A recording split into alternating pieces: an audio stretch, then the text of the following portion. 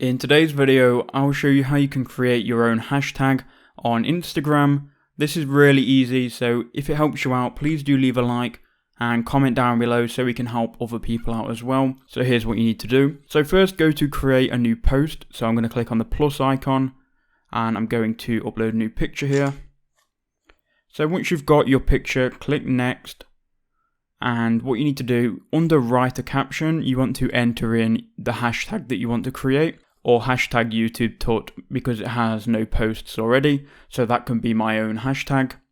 So what you need to do then is share that post, and it will then share and it will then put that hashtag underneath the picture. So if I go and click on this now, you can see now my photo is the only photo under that hashtag, so it is my hashtag. Now if I was to upload another photo here and then write the hashtag again, so we can now click on this, we can click share, and what should happen is we should have now 2 posts under the hashtag, and again we can see that, you can see here there are now 2 posts. So you can see whatever posts are going to be tagged with your hashtag, and that's all you've got to do to create your own hashtag on Instagram.